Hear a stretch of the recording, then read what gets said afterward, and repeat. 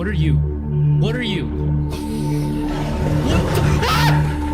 Subnautica, a game released back in 2014 that in my and many others' opinion is one of the most unique games in its genre. Labeled as an open world action adventure survival, it really transcends that classification, really being closer to an open world action adventure exploration survival sandbox. Yeah, I'm being 100% serious when I say that. Having never played the game before, it's something that I've always wanted to try, but never found myself doing for the sole fact that it was never a priority. But now that I have free time, I finally got into it, and my only regret is not playing it earlier, because this game is amazing. The world is beautifully crafted, the creatures you encounter blend so well with the environment, and it really invokes so many emotions, and one particular emotion is fear. Now, the subject of this video pertaining to the game isn't original. If you just search Subnautica Fear in YouTube, you'll get a bunch of results, and I recommend watching the ones I showed on screen because, to be honest, they're great background noise. But what I'm going to be talking about is how they invoke fear through a game design perspective. Side note though, before we get into it, these are my own opinions formed from my own personal observations mixed with a bit of research, so of course, if you disagree with my opinions, completely understandable,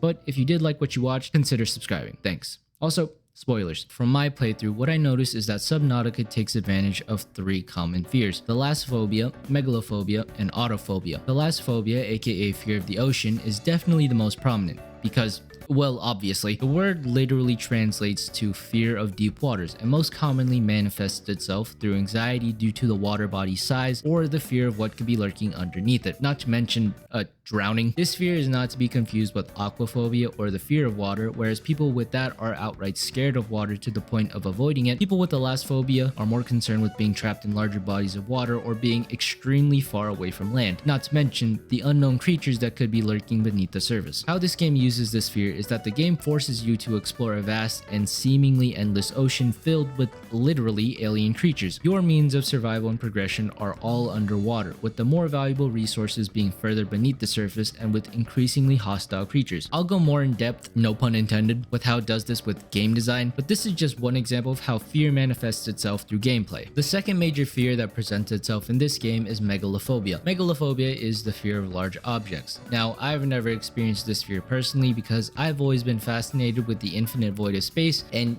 you can't really get bigger than that, but the things that most people associate with this fear are things like ships, skyscrapers, and large natural disasters like tornadoes. More often than not, non-living things. However, this can also extend to living creatures, which is what I'm discussing about for this game. Most things that are hostile toward you are either just as big as you or unnecessarily tower over you. There's no in between. There's really nothing small that severely injures you other than the stupid biter fish that annoy you as you're exploring the grassy plateau. If you oppose this with our natural ecosystem, where even the smallest critters can be extremely dangerous to us, like the brown recluse spider or the poison dart frog, you subconsciously create a natural association in Subnautica that if it looks bigger than you, you most likely don't want to mess with it. Since you're a small human, everything is daunting and makes you want to play it safe, avoiding all creatures that could possibly be a danger. An related tangent, I'm 95% sure that the developers really wanted to make people with megalophobia never want to pick up this game again by making the closest moon and the Aurora ship unnecessarily massive.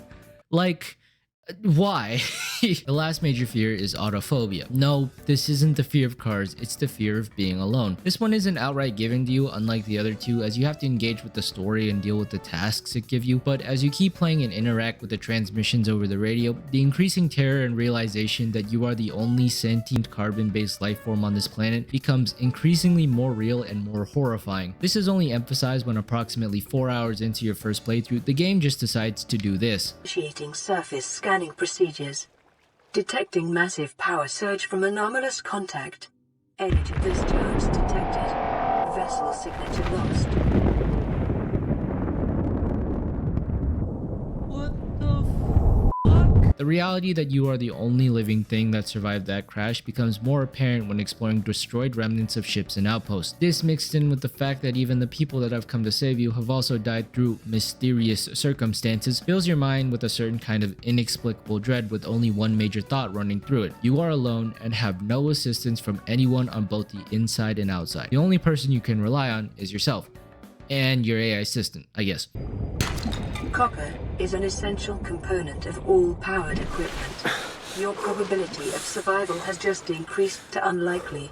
but plausible. Gee, thanks. Now, when factoring in the previous two fears I discussed earlier, it culminates into a more broader fear of the unknown, which is amplified through game design. Now, let's get into how the game, whether on purpose or unintentionally, manifests fear through its gameplay. But first, quick announcement. I have a Discord now. If you want to know when I stream and when videos are posted, go join it. Permalink to join is in the description. Back to the topic at hand, the first thing I noticed is progression. The way of progression is very similar to Terraria, albeit the steps of progression are a bit out of order. In Terraria, you spawn relatively close to the middle of your procedurally generated world, collect the local resources available, start building your base to allow merchant NPCs to live with you, and then slowly venture out as you get stronger. Subnautica is very similar to this, in which you spawn close to the middle of the world, collect the local resources, and then slowly venture out. The difference in that in Subnautica, you venture out some more, you keep venturing out until you're scared shitless by some unknown or hostile fish, and that's when you book it back and decide you should probably build your habitat. What makes Subnautica terrifying in its progression system is because of two major things: field division and depth of exploration. In Terraria, you have the luxury of knowing what's around you because of its 2D system. There's nothing to catch you off guard from behind or to the side unless it comes flying in at Mach speeds from off screen. On the other hand, in Subnautica, you are limited to a first-person point of view, and there's no way to alter your perspective. So, in order to evaluate if there's a nearby danger, you have to rely on sounds, which is another factor I'll discuss a bit later, and by just manually turning a full 360 degrees. Take another game, say Minecraft, where at any point you can switch to a third-person point of view to assess your surroundings, if for some reason you find it a horror game. The second way that the game scares you is through its depth of exploration. Once you exit the shallow waters is when you truly come to terms with how big the world actually is. Best way I can describe that feeling is that you're initially surprised with how deep it is, but you're even more surprised that it can get fucking deeper. This is how it triggers thalassophobia, because in my first playthrough, I thought 50 meters was pretty deep. Then I got to the other side of the kelp forest and then realized 100 meters isn't shit. The way that the game forces you to go further and further out, and the lengths you have to go to actually progress the game, creates this air of uncertainty, because early on, our only form of safety is our crash-landed pod. Because we don't know what's out there and that you have no means of protection or immediate place to run to for safety is extremely unsettling, even more so if you happen to find something that's not friendly. The last aspect of this game that I feel has to be discussed that ties everything together is the sound design. The way sound is utilized throughout the game is very important because it's one of the most vital things you rely on when analyzing your immediate environment, especially when dealing with this motherfucker.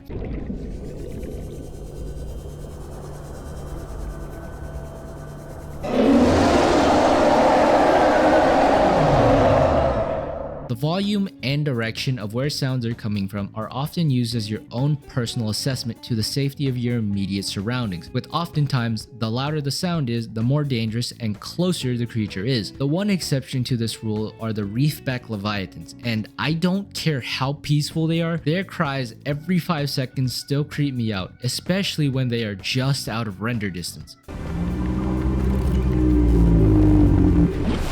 The way music is used is also very unique, with the soundtrack amplifying the environment but not in a way that it blocks out the noises of everything around you. The way it's used is to support the already existing atmosphere, as opposed to how most other games use it as a means to set tone and pace. By comparison, think of some of your favorite games where the beat and instruments speed up and intensify during boss fights and slows down when doing normal quests or living daily life. This game, the background music remains constant, mixed with occasional bouts of silence when entering presumably dangerous environments or when you hear the cries of nearby fish.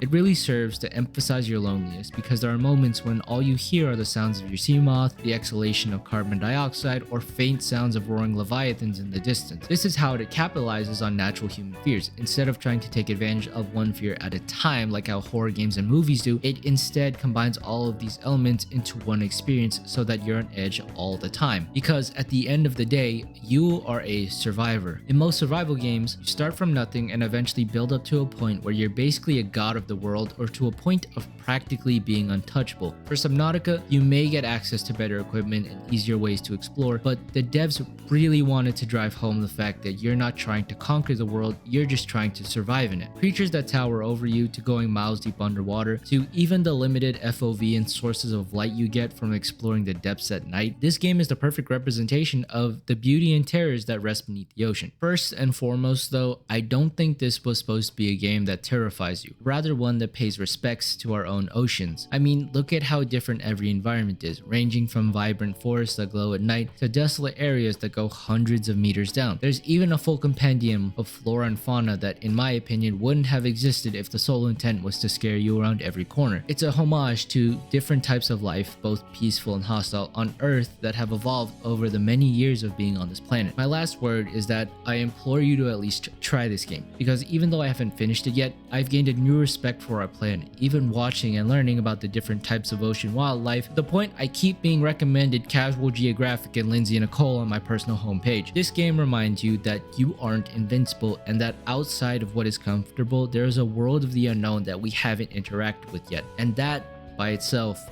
is terrifying. Other than that, that's about it. As always, subscribe, thanks for watching, and have a good day.